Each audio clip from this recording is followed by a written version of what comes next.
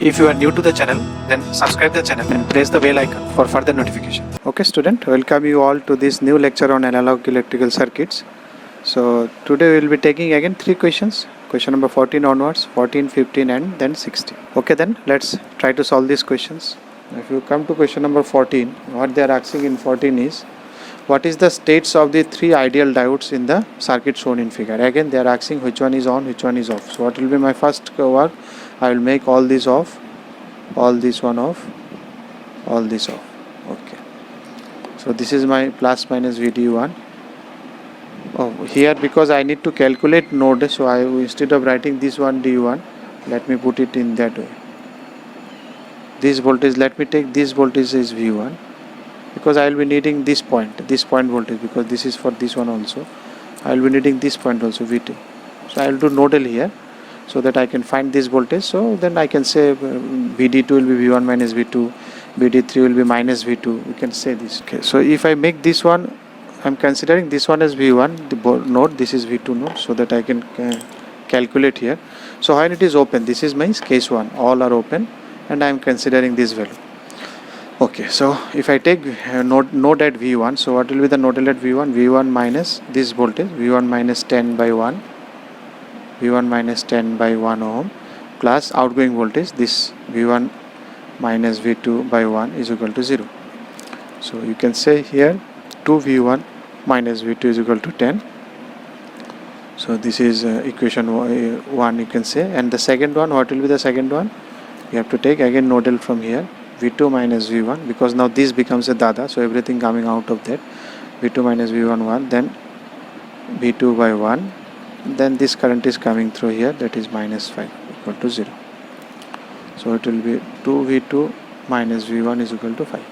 So you can solve these two equations. If you solve both this equation, 20 by 3, 6.67. Similarly, what will be your V1? If you put V1 now here, 8.33. Okay, now if you calculate what will be VD1, voltage across diode 1. So this V1, this is voltage across diode 1 is simply V1. So what is V1? V1 is 8.33 volt. So this makes me D1 on, but this is not final conclusion. This is case 1 only. I am keeping all open. So let me calculate then VD2. What will be this voltage? V1 minus V2. V1 minus V2. If you do it is 8.33 minus 6. I don't know exact. I don't need exact value. I need either it is positive or not. It is positive. That means D2 is also on. So VD3. So VD3 you can 3. This is V2.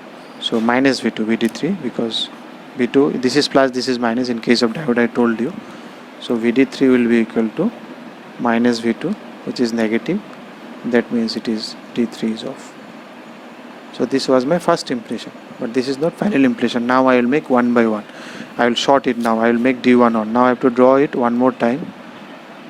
Suppose D1 I am making it on. Now I have to see whether any change is happening in the circuit. So if D1 is on, this is D1 on, and then this one still open, and this also remains. This is open, because anyhow your impression is that this is open. I have to check what is the case I am getting. 1, 1, 1, 10. Now again you see what will be the voltage here. So if you see here 10 volt, because it is going there, and the entire thing becomes ground now. This entire path becomes ground. So if this was my V1, this is my V2. So V1 becomes here simply 0, because this is now grounded, that node become, because once this becomes shorted. Now what will be V2? So you can write a nodal for this one, V2 minus V1 by 1, V2 minus V1 by 1, current coming out of this, V2 by 1 minus 5 equal to 0. Okay, now V1 is already 0, so you can find 2 V2 is equal to 5, your V2 is equal to 2.5. Now you check what is this voltage, VD2.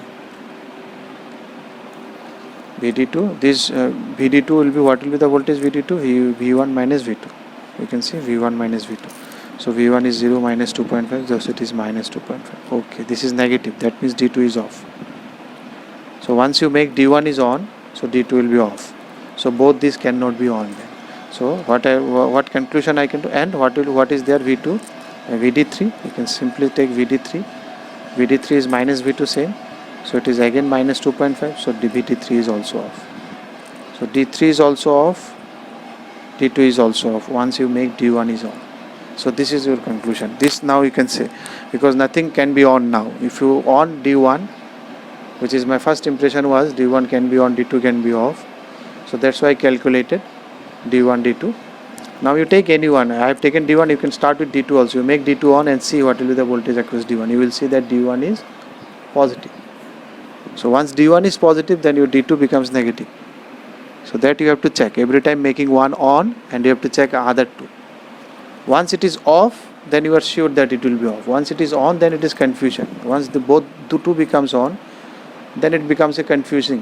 Which one should I take one? So you take one by one. You take one, then check this one.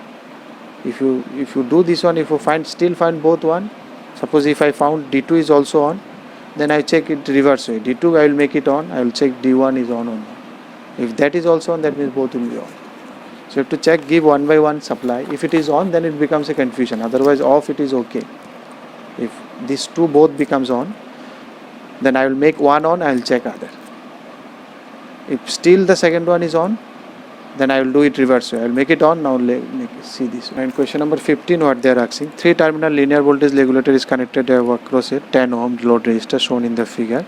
If Vin is 10 volt, what is the power dissipated in the transformer? So what is the power dissipated in the transistor? Power dissipated in the transistor. Always remember, in case of transistor, what is the power dissipated? Power dissipated is VCE into IC. So this is the formula for, this is the voltage between collector and emitter, VCE into what is the collector voltage. This is the power consumption of a transistor. So you need these two. So you need 6 voltage, and because they have not shown it is either it is ideal or not, you take a normal drop. So it is NPN, because it is N is coming out of it. We say it is nikalta hai, N is coming out in Hindi. So that's why it is NPN, you can say. If it is coming inside, then it is PNP. So it is NPN, you can say. So it is PN means if the drop is here, because this is forward bias. Base emitter is always forward bias in case of transistor. Base emitter junction is forward bias. So if it is forward bias, then this is plus, this is minus. So this drop is 0.7. So you can do, and this voltage 6.6 because it is zener. So you can take a KVL here, and this is the IC current. This is the current IC that is flowing. Or you can say IC is equal to IE nearly. This is actually IE emitter. So this current which is IE, which is you can say IE is nearly equal to IC. So this will be equal to 6.6 minus 0.7 divided by 10 ohm. So if you do this one, you will find your answer is 0.5. Okay. So you got your IC, which is nearly equal to IE this much. Now you need VCE, this voltage. This voltage is VCE. So this voltage, this is VCE. C, this is collector, this is emitter. What is the voltage? So you can take a KVL across this path, because across this path this voltage is unknown, this voltage you know, this drop you know. So you can take, if you take KVL, it will be minus 10 plus VCE, then plus 10 into this IC or IE, that is 0.59, what you got is equal to 0. From here if you calculate, you will find it is 4.1 volt. If it is 4.1 volt, then your power is equal to 4.1 multiplied by 0.5, 2.419 volt, 419 watt. This is power. So that is your option B. Now if you come to question number 16, what they are asking here, in the voltage doubler circuit shown in the figure, the switch S is closed at t equal to 0. Okay. Assuming the diodes D1 and D2 are to be ideal, load resistance is infinite, find the initial capacitor voltage is 0, the steady state voltage across capacitor. Okay. So initially you will take both the capacitor as no charge, 0 charge. That means if I just switch on, then it will be also shorted, this will be also shorted, because capacitor initially look like a shorted. So once it is shorted, you can see the impression here. If you give positive half cycle, during positive half cycle, suppose it is when it is going in positive direction, so this voltage will be positive and this will be negative voltage, because this is shorted. So this current will this path will directly come. So if this terminal is positive, this is negative, that is during positive half, and this is plus 5 voltage, this is plus, this is minus, then the voltage across D1 will be positive. You can say plus 5 volt is coming, say if it is a plus 5, and this is minus voltage, because this side is positive and this side will be the negative when it is during positive half cycle. So during positive half cycle, during D1 will be on. So during positive half cycle, so by seeing it and without doing any conclusion and problems equation, I can directly say during positive first half cycle D1 is on, and D2 is your off. Okay. Once D1 is on, because there is RC, no R is there, time constant is 0, it will charge it very fractionally, it will charge it very fast. So how this will be charged? Because this is on, so current will flow like this. So because current will flow like this, capacitor will get charged. So positive terminal will get, this is connected to this terminal of this capacitor is connected to positive. So this will get positively charged, this will get negative. So this capacitor VC1 will be charged up to how much voltage? The maximum voltage. What is the maximum voltage? 5 volt. Okay. So during negative half cycle, which one will be charged? Negative half cycle. During negative, D1 will be off. You can see the negative voltage will be coming across it. So D1 will be off. So obviously D2 will be on. Okay, now this is on. Now this is short path, no current will flow through this until this get fully charged. So what will be the path now? This is the path of current now. Initially this was the path through which this was charged up to 5 volt. Now this is the path. Now you take KVL. So if I take KVL around this path, I am moving suppose in this direction. Suppose I am moving in this direction. So first I will get this one, VC1. VC1 is minus, so it is minus 5 volt because it is charged at 5. So you can say it is minus 5 volt.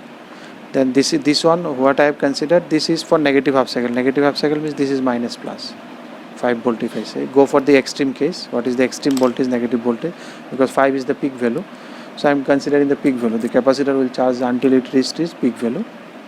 Once it falls decreasing, then it will charge discharging, start discharging, but it will charge up to a voltage of peak value.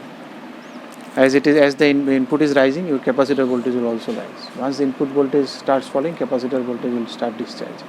That is the pattern. So it will be again a minus 5, and then it is again minus VC2 is equal to 0. So your VC2 will be, what will be the voltage of VC2? As per their convention, I am going plus minus, they are given in the question. So it is minus 10. So obviously we got your VC1 is 10, VC2 is minus 10. That is your option D. If you like the video, then press the like button and please give your valuable comments in the comment section.